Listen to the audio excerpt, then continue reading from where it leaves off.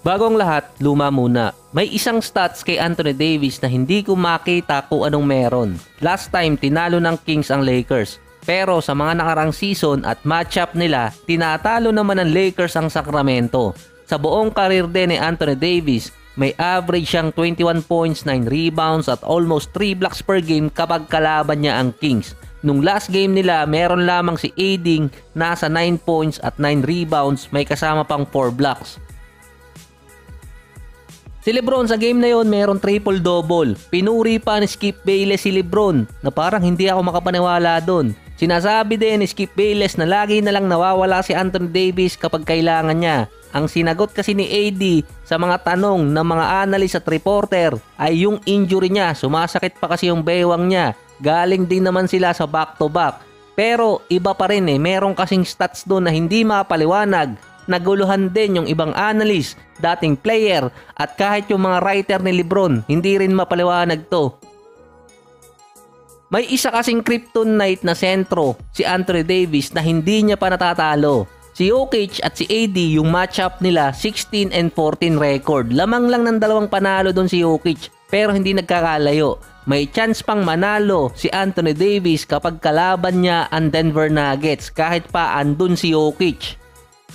Kapag naman kalaban ni Anthony Davis ang team ni Domantas Sabonis, hindi pa siya nananalo doon. Mula 2017 hanggang 2024, 8 beses pa lang sila nagtatapat. Dahil yon sa mga injuries tapos dati pa magkaiba ng conference si AD at si Sabonis. So ulitin ko, kapag maglalaro lang yung dalawang players na yon sa kanilang mga team or magtatapat sila na maglalaro yung dalawang player.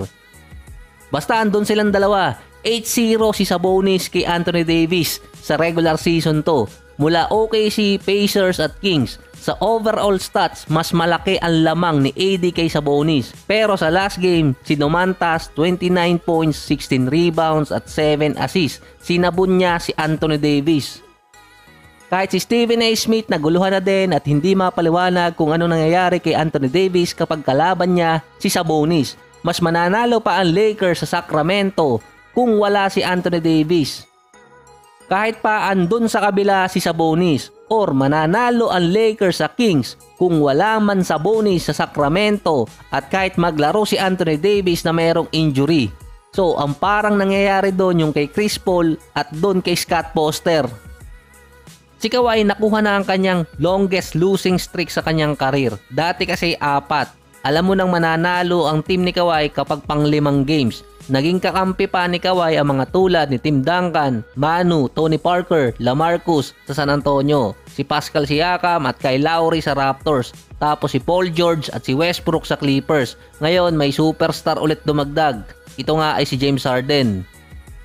Doon lang nakuha ni Kawhi ang kanyang ika-6 na sunod na talo sa season. So ito pa yung isa. Technically, November 1 dumating si Harden sa Clippers. Ito yung kalaban nila ang Lakers. Naglaro si Harden November 6, kalaban ng Knicks. Nagsimula din ang Golden State na magtatalo sa game na yon.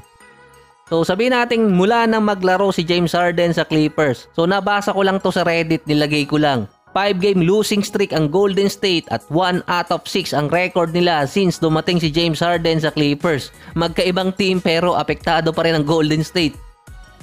So wala lang, nilagay ko lang yun kasi nga nabasa ko lang sa Reddit pero yung losing streak ni Kawhi andun talaga. May report din na si Daniel Theis ibabuy out ang Pacers. Dito naman siya pupunta sa Clippers dahil kailangan ng backup center ng LA. Nawala kasi si Mason Plumlee dahil naman sa knee injury. So matatawag mo ding major addition yung sa Clippers dahil nga nawala rin naman sa kanila via trade si Covington at si Batum. Major yon dahil may puwang napupunan si Daniel Theis. Hindi naman siya basta pandagdag lang sa roster. May point din naman si Harden nung sinabi niyang wala silang practice sa preseason at sa training camp. Kailangan niya ng at least 10 games di umano para makabisado yung sistema. Kasi nga siya yung system. Pero iba yung inaabangan ng mga fans at sa online. So alam nyo na to, alin yung uunahing puntahang club ni James Harden? Hindi inaabangan kung saang mananalong games ang Clippers. So maalala nyo dati, ginawan pa ng stats or computation si James Harden based sa aling city siya maglalaro. At aling city doon ang merong magandang club. Ang Houston, Hall of Famer na siya doon, hindi sa team, sa club. Mismo kasing niretire na doon ang jersey niya, nauna pa mismo sa Rockets. Hindi nga lang mangyayari yun sa Houston ang game nila, kundi sa Clippers pa rin, home court. Kinall out pa ng mga fans dati si James Harden na nag-club pa after matalo sa Nets. Pero hindi totoo yun. So iintayin na lang kung alin na mauunang balita. Bumisita si James Harden sa club or matapos na ang losing streak ng Clippers. Time.